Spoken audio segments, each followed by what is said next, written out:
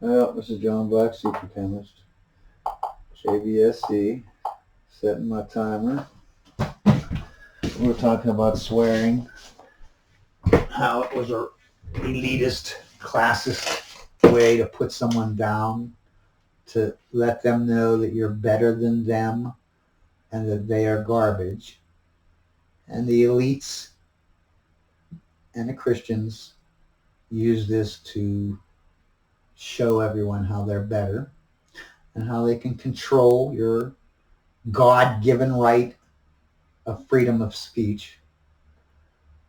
But somehow they don't like that when a woke religion does it. They don't like that, uh, you know, using their words because some pronouns offend them.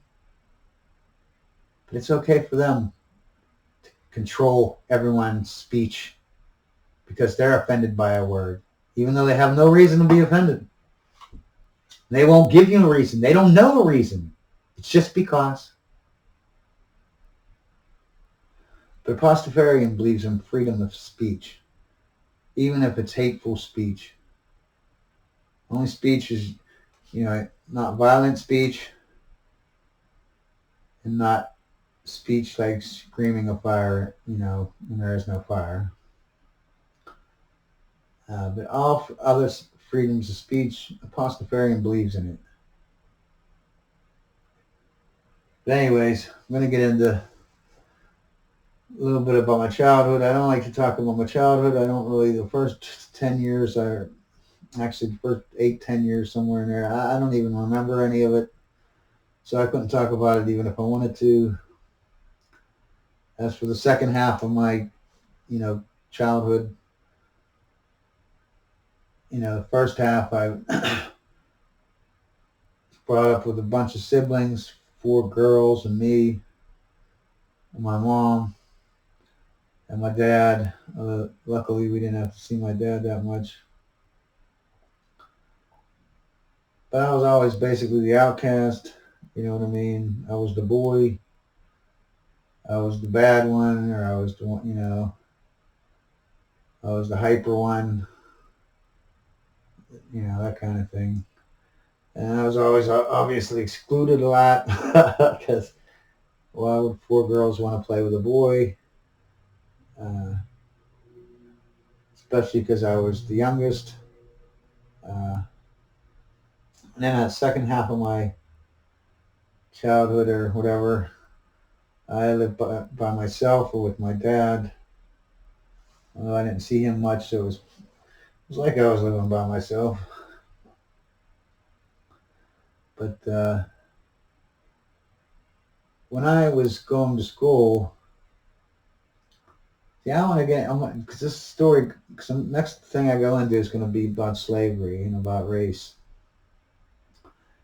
And I have a parallel story with my life with the way the blacks have been treated by our government. So I want to get into that because I don't want you to think when I get into that part that I'm blaming black people or I'm whatever. Hey, I was duped too. Motherfucker, I'm in the same fucking spot. Don't fucking give me bullshit. But I was trained, if you ask me, to be bad and to not follow the rules and to not work and to be entitled. I mean, I was brought up to be that, you know, even though I was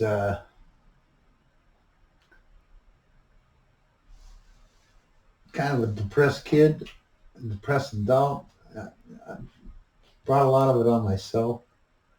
You know what I mean? That's what victimology does. Victimology is the word.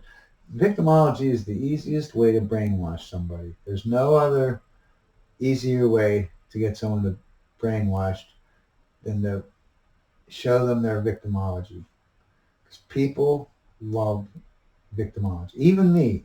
I cannot be. I was brainwashed for 8 years in the Christian religion, and I don't mean by like you. Like you might be out there thinking, "Oh, I was Christian. I went to Sunday school, and we prayed and that, whatever." No. I was. No. I was that's brainwashed, but I was super brainwashed. Okay, we went well Sunday morning, Sunday night, Saturday, Wednesday, sometimes other days. It was nonstop with the religion, non freaking stop with the religion, and uh, and after 8 years of being totally indoctrinated, hey, I was 8 years old. I was smart enough to realize, hey, man, you people are crazy. All right, you're telling me a bunch of contradictory stuff, and you're lying about everything right to my face. Like these are like obvious lies, and you're saying everything that you're saying is good is actually bad. Like so I trying to brainwash me. I mean, even if you kidnapped me and tortured me, you cannot brainwash me that way. I would never. Sure, I would. You would train me to follow you and obey you, so I wouldn't get beat and tortured. But in my brain, I would never, ever. I would always know that you are torture. You are a piece of garbage, and that I want to kill you. And if the first chance I get, I will. You know what I mean? I would not. You can never brainwash me, man. But even I can be brainwashed somewhat with victimology. And and the way I when I was in about third grade, right? I was living in the same place, for the first 10 years of my life, and up until third grade, I had the same world, the same people, the same neighbors, the same whatever.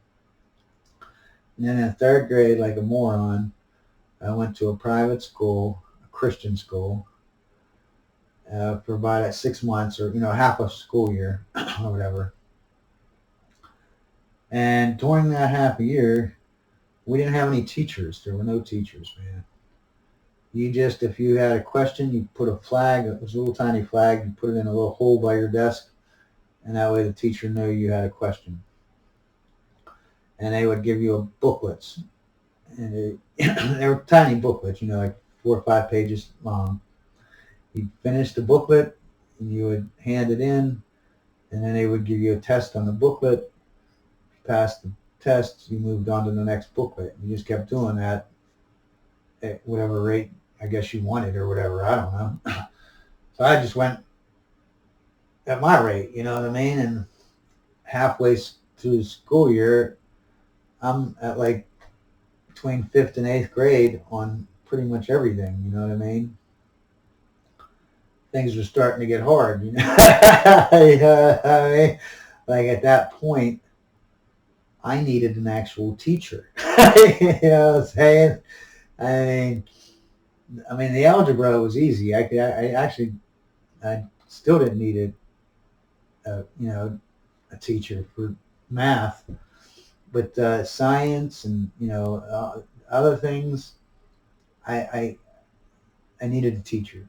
I mean, I was a third grader trying to understand something that they're teaching in eighth grade, you know, and then even the history and the English and stuff like that. I was still several, I'd be in fifth grade classes, science I'd be in like up in eighth grade. But I just couldn't do it. My mother was an idiot, and my dad was never around. So who's going to teach me? You know what I mean? So they took me out of the school, put me back in the old school. Of course, God forbid, they put me in the same class with my same people that I've been going to school with since kindergarten. You know what I mean? God forbid they do that. They put me in some weird class, and what's funny is they put me in the dumbest class there was. Why they did that, I don't know why. Whatever. So I'm in the dumbest class, and I'll always remember. I don't have a lot of memories at this young age, but I do remember I'm doing math. I'm in my new class, and they're starting their math thingy, and they're going over pluses and minuses. Subtraction and addition. And they were like, "We're gonna get on. When are we gonna get on to multiplication. You know what I mean? And they were like, "Oh, that's next week." Now, keep in mind, I was doing algebra and geometry at the last school that I was at, right? And that just made me realize, oh my God, like, like these, like what? Like, how are you? What? So the whole point of this is, I really never had to do anything. Like once I went to third grade, I went to that private school. I learned everything up to basically high school. You know what I mean? So that means I'm in third grade at this point, right? So that means until like 10th grade, you know, because really 8th, ninth, and 10th is pretty much the same crap. If you what you learned in 8th, you can, you know, it's the same stuff, man. So you get into high school, and then you get to more advanced classes. But so I mean, all the way up until 10th grade, basically, I already knew everything that there was taught. There was nothing I had to learn. You know what I mean? So and then they kept putting me in the most dumbest kids or whatever class. You know what I mean? They weren't special ed or anything like that. It was just you could tell that they took all the kids and they split them up into whatever, and the dumbest ones they put into one class. It was obvious, and apparently they did it to every school, and you'll know that by the end of my story. Okay, so third grade I got half school in the private school, half the time I'm back in my original school, but it's a different kids. You know what I mean? Then they started to. My parents started to break up or whatever. So fourth grade, I went all the way through school with the same kids. Now these were new kids; they weren't from kindergarten because they put me in the dumb class, right? So now I'm stuck in the dumb class. So I'm on half of third and fourth. I finally, acclimated back into it. So now my parents break up. Fifth grade comes around. I got to move. I go into another school, right? Halfway through that year we move, I got to put into another school. It was like I moved once a year, but we did it right in the middle of school. So when I would go to the one school, I would be there half of the school year. Then I would move out of that school into a brand new school. And I would go to the end of the year, and then the next year would come up. But usually they wouldn't put me in with the same kids. And it would be another stupid, dumb class, too. Well, actually, I don't even know about that second year. But then I would move halfway through there, and it just kept happening over and over and over until like ninth grade or something, or 10th grade or whatever. I guess ninth grade maybe. It just kept moving.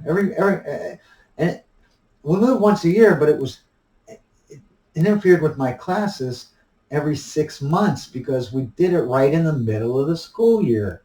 Like instead of just waiting till the end of the year or whatever, you know what I mean? No, couldn't do that.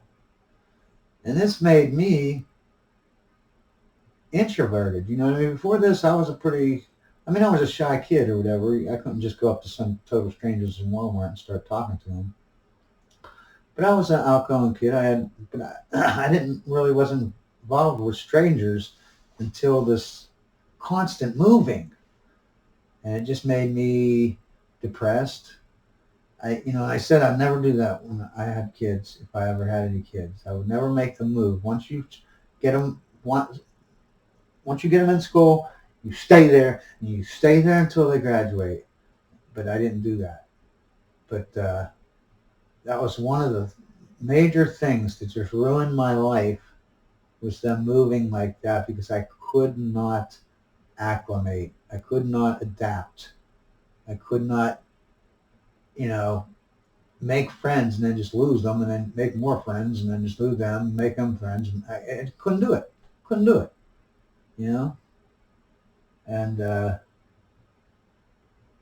so that made me introverted. Oh, jeez.